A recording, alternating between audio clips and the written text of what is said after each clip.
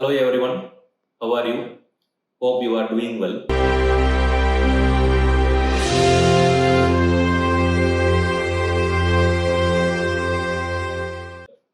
So இன்னைக்கு நம்ம YouTube சேனல்ல ஒரு ரொம்ப இன்ட்ரெஸ்டிங் டாபிக் பார்க்க போறோம். நம்ம இன்னைக்கு பார்க்க போற டாபிக் பேரு psychogenic non epileptic seizures.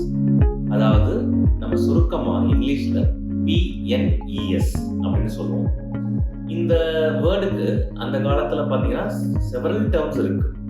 Pseudo seizure, psychogenic seizure, pseudo epilepsy, functional seizures, conversion disorder, இப்படி பல டேர்ம்ஸ் இருக்கு. இப்ப கரண்டா சயின்டிபிக்கா DSM-5 அப்படிங்கிற criteria accepted terminology PNES, psychogenic non epileptic seizures. அதென்ன நான் எபிலெப்டிக் சீஜர்ஸ்?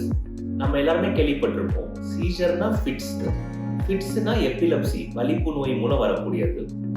நான் எபிலெப்டிக் அப்படின்னு ஒரு கேட்டகரி இருக்கு.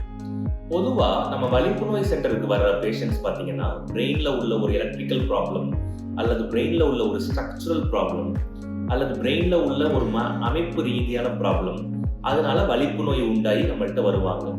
அவங்களுக்கு மெடிசன் இல்லை அறுவை சிகிச்சை இந்த மாதிரி ஆப்ஷன்ஸ்லாம் கொடுக்கும்.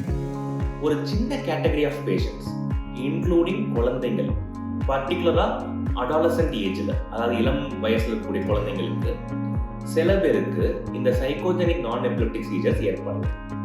ஓகே, நம்ம அஸ் அ டாக்டரா எப்போ இதை சஸ்பெக்ட் பண்ணுவோம்? இப்போ சைல்டு நம்மள்கிட்ட ஒரு சிம்டமோட வராங்க. ஃபார் எக்ஸாம்பிள், குழந்தை அடிக்கடி மயங்கி விழுந்துருது, அவன் வித்தியாசமா பண்றான், மயங்கி விழுந்து கை கால் வெட்டு மாதிரி பண்றான், ரொம்ப நேரம் போயிட்டு இருக்கு அப்படின்னு நம்மள்கிட்ட சொல்லுவாங்க. சில ஹோம் வீடியோஸையும் நம்மள்கிட்ட காமிப்பாங்க. ஆனா அதை பார்க்கும்போது அஸ் அ டாக்டர் நமக்கு அது இம்மிடியட்டா வலிப்பு நோயினால வரக்கூடிய ஒரு ஃபிட்ஸோட அறிகுறி நமக்கு ஃபீல் ஆகாது. இது ஒரு வித்தியாசமா இருக்கு, இது ஒரு PNES-ஆ இருக்கலாமோ அப்படின்னு டாக்டருக்கு தோணும். அப்பதான் டாக்டர் அதை சஸ்பெக்ட் பண்ணுவாங்க. அதாவது பிசார் சிம்டம்ஸ் அப்படின்னு சொல்லுவோம், வித்தியாசமான சிம்டம்ஸ். என்னென்ன மாதிரி சிம்டம்ஸ்? அதாவது அந்த ஃபிட்ஸ் மயங்கி விழுவும் போது த்ரூ அண்ட் த்ரூ சீஜர், கண்ணு மூடியே இருக்கிறது. அது பெரும்பாலும் ஃபிட்ஸ்ல பாத்தீங்கன்னா கண்ணு திறந்தா இருக்கும். ரெண்டாவது, ஒரு தடவை கூட தூக்கத்துல வந்ததே இல்லை, முழிச்சுட்டு இருக்கும் போதுதான் வருது. மூணாவது, யாராச்சும் அந்த ஃபேமிலி மெம்பர்ஸ் இருக்கும் போது மட்டும்தான் வருது. அது ரொம்ப நேரம் போயிட்டு இருக்கு. அந்த டயத்துல அவங்களுக்கு வாயில எச்சிலோ அல்லது யூரின் மோஷனோ இல்ல கீழே விழுந்து அடிபட்டதோ அல்லது நாக்கு ஒரு சைட்ல கடிச்சது, இந்த மாதிரி எந்த அறிகுறியும் இல்லை. வித்தியாசமான மூமெண்ட் இதெல்லாம் இருந்துச்சுன்னா நாங்க சஸ்பெக்ட் பண்ணுவோம். ஓகே, இப்ப PNES-னா என்ன? மெயின் பாயிண்ட்டுக்கு வரும். நம்ம பாடியில சிம்டம் அப்படின்னு சொல்லக்கூடியது பல வகையான சிம்டம்ஸ் இருக்கலாம்.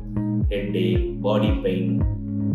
அந்த சிம்டம் ரெண்டு காரணங்களால பொதுவா ஏற்படலாம். ஒண்ணு நம்ம பாடியில உள்ள ஏதோ ஒரு பிரச்சனை, ஆனா இன்னொரு காரணத்தால சிம்டம் ஏற்படலாம். அந்த சிம்டம்க்கு பேரு சைக்கோசோமேட்டிக்.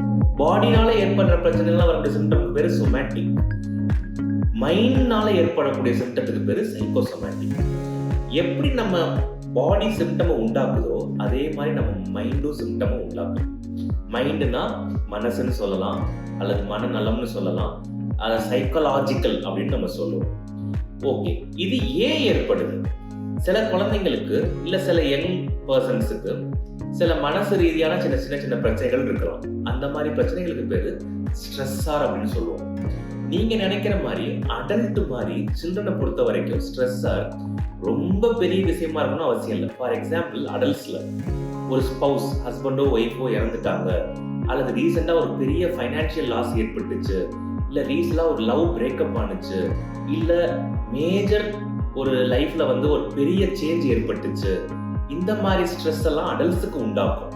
ஆனா சில்ட்ரனுக்கு இந்த அளவுக்கு இருக்கணும் அவசியம். ரொம்ப simple. For example, first rank எடுத்துட்டு இருந்த ஒரு பெர்ஃபெக்ட் ஸ்டூடெண்ட் கொஞ்சம் கஷ்டத்தினால செகண்ட் ரேங்க் போயிட்டான். அல்லது ஃபாதர் ரொம்ப நாள் வெளிநாட்டுல இருந்து வராத ஃபாதர் புதுசா வெளிநாட்டுல இருந்து வீட்டுக்கு வந்திருந்தார், அந்த என்வரான்மெண்ட் சேஞ்ச் ஆகிடுச்சு. அல்லது ஒரு நியூ ஸ்கூல்ல இருந்து ஒரு ஸ்கூல்ல இருந்து இன்னொரு ஸ்கூலுக்கு ஷிஃப்ட் ஆனாங்க, அல்லது ஒரு எக்ஸாம் ப்ரிப்பேர் பண்ணதுல உள்ள ஸ்டடீஸ்ல உள்ள டிஃபிகல்ட்டி, அல்லது நம்ம ஒரு வீட்ல இருந்து இன்னொரு வீட்டுக்கு ஷிஃப்ட் ஆனோம். இந்த மாதிரி சின்ன மைல்டு ஸ்ட்ரெஸ்ஸார்ஸ் கூட சில்ட்ரனுக்கு இந்த சிம்டமும் உண்டாகும். பர்டிகுலரா இந்த சிம்டமுக்கு சசப்டிபிளா இருக்கக்கூடிய சில்ட்ரன். சசப்டிபிளா ரொம்ப சென்சிட்டிவான சில்ட்ரன் யாரெல்லாம் இருப்பாங்கன்னா, மோஸ்ட்லி பெர்ஃபெக்ஷனிஸ்டா இருக்கவங்களுக்கு அதிகமா வரதுக்கு சான்ஸ் இருக்கு. எங்கள்கிட்ட வர பேரண்ட்ஸ்ல என்ன சொல்லுவாங்கன்னா, இல்ல சார் அவன் ரொம்ப நல்ல ஐக்யூ இருக்கிறவன், நல்லா பெர்ஃபெக்டா இருக்கிறான், அவனுக்கு இது வரதுக்கு சான்ஸ் இல்லை அப்படின்னு சொல்லுவாங்க. நோ, அந்த மாதிரி பெர்ஃபெக்டா ஹை ஐக்யூ இண்டிவிஜுவல்ஸ் தான் இந்த சைக்கோஜெனிக் சிம்டம்ஸ் வரதுக்கு சான்ஸ் கூட. ஓகே, ஒன்ஸ் நாங்க சஸ்பெக்ட் பண்ணோம்னா அதை எப்படி கன்ஃபார்ம் பண்ணுவோம்? பேசிக்கா நீங்க எல்லா டெஸ்டும் பண்ணிருப்பீங்க. Blood test, MRI, routine EEG, அதெல்லாம் அப்நார்மல், நார்மல் வரலாம். சைக்கோஜெனிக் நான் எபிலெப்டிக் சீசரை ப்ரூவ் பண்றதுக்கு நாங்க எபிலெப்சி மானிட்டரிங் யூனிட்ல வீடியோ இஇஜி பண்ணுவோம். அந்த வீடியோ இஇஜில ஆக்சுவலா அவனுக்கு நடக்கிற ஈவென்ட்டே கேப்சர் பண்ண ட்ரை பண்ணுவோம். எய்தர் ஸ்பான்டேனியஸாவோ அல்லது நம்ம அந்த ஈவெண்ட்டை வர வைக்க முயற்சி பண்ணுவோம். அதுக்கு பேர் இண்டக்ஷன் சொல்லுவோம். நம்ம கண்ணுக்கு முன்னாடி அந்த ஈவெண்ட்டை வர வைப்போம். சில டெக்னிக்ஸ் இருக்கு, அதை நாங்கள் அந்த வீடியோ இஇஜில பண்ணும்போது உங்களுக்கு சொல்றோம். அந்த ஈவெண்ட் வரும்போது இஇஜில ஃபிட்ஸுக்கான எந்த அறிகுறியும் வராது. அதுலேருந்து என்ன உறுதி ஆகும்னா, அந்த ஃபிட்ஸ் மைண்ட்லேருந்து தான் வருது, பிரெயின்லேருந்து வரல அப்படிங்கிறது உறுதியாகும். இதை ரொம்ப உறுதிப்படுத்துறதுக்கு ஏன் முக்கியம் அப்படின்னா, இந்த சுச்சுவேஷன்ல ட்ரீட்மெண்ட் பொதுவா வலிப்பு நோய்க்கு போற மாதிரி ஃபிட்ஸ் மெடிசன் அப்படி கிடையாது. இது மைண்ட்லேருந்து வர்றதுனால ட்ரீட்மெண்ட்டும் மைண்ட் பேஸ்டா இருக்கும். ஒன்ஸ் இதை நம்ம டயக்னோஸ் பண்ணிட்டோம்னா, நம்ம பேரண்ட்ஸ்க்கு ரொம்ப ரொம்ப முக்கியமா ஒரு எஜுகேஷன் கொடுப்போம். அதுக்கு பேரு சைக்கோ எஜுகேஷன், கவுன்சிலிங்னு சொல்லலாம். அதுல இப்ப நான் சொல்ல போற பாயிண்ட் தான் ரொம்ப ரொம்ப இம்பார்ட்டன்ட் பாயிண்ட். பொதுவா இது சைக்கோஜெனிக் சீஜர்மா, சூடோ சீஜர், இது உண்மையான ஃபிட்ஸ் கிடையாது, மனசுல இருந்து வரக்கூடிய ஃபிட்ஸ் நம்ம சொல்லும் போது பேரண்டோட ரியாக்ஷன், இல்ல சார் அவன் அப்படிப்பட்ட குழந்தை கிடையாது, அவன் நடிக்கிற பையன் கிடையாது, அவன் நடிக்கல சார், எனக்கு நல்லா தெரியும் சார், எல்லா பேரண்ட்ஸும் சொல்லுவாங்க. நீங்க ரொம்ப ரொம்ப புரிஞ்சுக்க வேண்டிய விஷயம், ஒரு சிம்டம் ஒருத்தவங்க நடிக்கிறாங்க அப்படின்னா அதுக்கு பேரு மெலிங்கரிங்னு சொல்லுவோம். ஃபேக்கிங், ஆக்டிங், ஃபெய்னிங், நடிக்கிறது. இந்த சைக்கோஜெனிக் நான் எபிலெப்டிக் சீஜர் அவங்க நடிச்சு வரல, அவங்களா ஆக்ட் பண்ணி வரல. எப்படி மற்ற ஃபிட்ஸ் வருதோ அதே மாதிரி இதுவும் ஒரு ஃபிட்ஸ். ஆனா அந்த ஃபிட்ஸ் பிரெயின்ல இருந்து வராம மைண்ட் அந்த ஃபிட்ஸை உண்டாக்குது. எந்த ரீசனுக்காக உண்டாக்குதுன்னா, அந்த மைண்ட் அட்டென்ஷன் சீக்கிங் பிஹேவியர் அந்த மைண்டுக்கு தேவை. இந்த வெளிப்பாடு அது இப்படி வெளிப்படுது. ஸோ ஆக்ட் பண்ணல, அவங்களா வர வைக்கல, தானா வருது. ஸோ இதை நீங்க ரொம்ப இம்பார்ட்டன்டா புரிஞ்சுக்கணும். ஒன்ஸ் அதை டயக்னோஸ் பண்ணதுக்கு அப்புறம் நாங்கள் டீட்டெயிலாக எக்ஸ்பிளைன் பண்ணுவோம். அதுக்கப்புறம் நாங்கள் 2 பேர்ட்ட ரெஃபர் பண்ணுவோம். ஒன்று சைல்டு சைக்கியாட்ரிஸ்ட், குழந்தைங்களுக்கான மனநல டாக்டர். 2வது சைல்டு சைக்காலஜிஸ்ட், குழந்தைங்களுக்கான மனோ தத்துவ நிபுணர். மனநல டாக்டர் என்ன செக்அப் பண்ணுவார்னா, ஃபுல் ஹிஸ்டரி, ஃபுல் டீடைல்ஸ் எல்லாமே எடுப்பாரு. ஏதாச்சும் ஒரு ஸ்ட்ரெஸ்ஸர் இருக்கா, ஃபார் எக்ஸாம்பிள் அகாடமிக் டிஃபிகல்ட்டி இருக்கா, ஸ்கூல் பெர்ஃபார்மன்ஸ் டிஃபிகல்ட்டி இருக்கா, ஏதாச்சும் ஒரு சின்ன சின்ன ஃபேமிலி டைனமிக்ஸ்ல இஷ்யூ எதுவும் இருக்கா, ஃப்ரெண்ட்ஷிப்ல எதுவும் இஷ்யூ எதுவும் இருக்கா, இல்ல அடாலசன்ஸ்ல வரக்கூடிய சின்ன சின்ன செக்ஷுவல் ஹேபிட்ஸ் அல்லது ரிஸ்க் டேக்கிங் பிஹேவியர்ஸ், இல்ல ட்ரக் அடிக்ட்ஸ், இந்த மாதிரி சின்ன சின்ன ஏதாச்சும் ஒரு இஷ்யூ இருக்கா, அதை டீடைல்டா பார்ப்பாங்க. சில பேஷண்ட்ஸுக்கு அசோசியேட்டட் சைக்கியாட்ரிக் கோமார்பிடிஸ் இருக்கலாம். ஃபார் எக்ஸாம்பிள் மன அழுத்தம், டிப்ரெஷன், அல்லது சம்டைம்ஸ் ஈவன் ஆன்சைட்டி டிசார்டர். அந்த மாதிரி சில டிசார்டர் சில பேருக்கு இருக்கலாம். மன தத்துவ நிபுணர் சைக்காலஜிஸ்ட் என்ன பண்ணுவாங்கன்னா, டீடைல்ல அசஸ் பண்ணுவாங்க. அதாவது அவங்களோட school performance assessment, IQ assessment, behaviour assessment, அவங்களுக்கு எதுவும் சைக்காலஜிக்கல் மேக்கப்ல அல்லது சைக்காலஜிக்கல் எதுவும் கான்ஃபிளிக்ட் எதுவும் இருக்கா, அது டீட்டெயில். இது 2 பேரும் அசஸ் பண்ண முடிச்சுட்டு அவங்க உங்களுக்கு கவுன்சிலிங் பண்ணிட்டு தேவைப்பட்டா மெடிசின்ஸ் கொடுப்பாங்க. ஃபார் எக்ஸாம்பிள் டிப்ரெஷன் இருக்குன்னா மெடிசன் தேவைப்படும், ஆன்சைட்டி இருக்குன்னா மெடிசன் தேவைப்படும். பெரும்பாலான சுச்சுவேஷன்ல இதை நம்ம சாதாரண டெக்னிக்ஸ் மூலமே இம்ப்ரூவ் பண்ண முடியும்.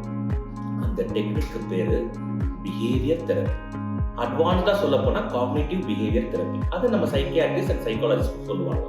நாங்க என்ன பண்ணுவோம்னா, ஃபிட்ஸுக்கான மெடிசன் போயிட்டு இருந்தா அதை அப்படியே கம்ப்ளீட்டா ஸ்டாப் பண்ணிட்டு மேபி தேவைப்பட்ட சில சத்து மருந்துகள் கொடுத்துட்டு கவுன்சிலிங் பண்ணுவோம். இந்த ப்ராசஸ் மூலமே பெரும்பாலான குழந்தைங்களுக்கு அந்த ஸ்ட்ரெஸ்ஸாரை போக்கி இந்த பிஎன்இஎஸ் சிம்டமை ரிசால்வ் பண்ண முடியும். அடல்ட்டை கம்பேர் பண்ணும்போது இந்த பிஎன்இஎஸ் சில்ட்ரன்ல ஈஸியா சால்வ் பண்ண முடியும். அதுக்கு 2 விஷயம் தேவை. ஒன்று, பேரண்ட்ஸ் நம்ம எக்ஸ்பிளைன் பண்றத மனப்பூர்வமா புரிஞ்சுக்கிட்டு அந்த பிஎன்டிஎஸ் சிம்டம் ஏற்படும் போது எப்படி அவங்க ரியாக்ட் பண்ணுங்கிறதையும் தெரிஞ்சுக்கணும். முதல் ஸ்டெப் அது பண்ணும்போது பேனிக் ஆகாம ஓவர் ரியாக்ட் பண்ணக்கூடாது. அவங்க ஓவர் ரியாக்ட் பண்ண அந்த சிம்டம் அதிகமாயிட்டே போகும். அவங்க அதை இக்னோர் பண்ணாங்கன்னா அந்த மைண்ட் ஆட்டோமேட்டிக்கா அந்த சிம்டம் குறைஞ்சிடும். ரெண்டாவது, உடனே ப்ராப்ளம் சால்வ் ஆயிடுச்சுன்னு விட்டுறாம நம்ம சொல்ற மாதிரி ரெகுலர் ஃபாலோ அப்ல வரணும். ஏன்னா சில சமயத்துல பாத்தீங்கன்னா பின்னால ரிலாப்ஸ் ஆகிறதுக்கும் சான்ஸ் இருக்கு. ஸோ உங்க குழந்தைக்கு psychogenic non epileptic Caesar diagnosis யாராச்சும் கொடுத்துருந்தாங்களாவோ அல்லது உங்களுக்கு அது சஸ்பெக்ட் ஆனிச்சுனோ டெஃபினட்டா எங்களை அப்ரோச் பண்ணுங்க. எங்கள்கிட்ட 3 டீம் மெம்பர்ஸுமே இருக்காங்க. Paediatric epileptologist, child psychiatrist and child psychologist. I will end with this statement. In fact, 20 to 30% of children who are diagnosed as refractory, medicine கூட கண்ட்ரோல் ஆகாத epilepsy would be psychogenic non-epileptic seizure. So அந்த மாதிரி situation இருந்துச்சுன்னா நீங்கள் டெஃபினட்டாக எங்களை approach பண்ணுங்க. Thank you very much.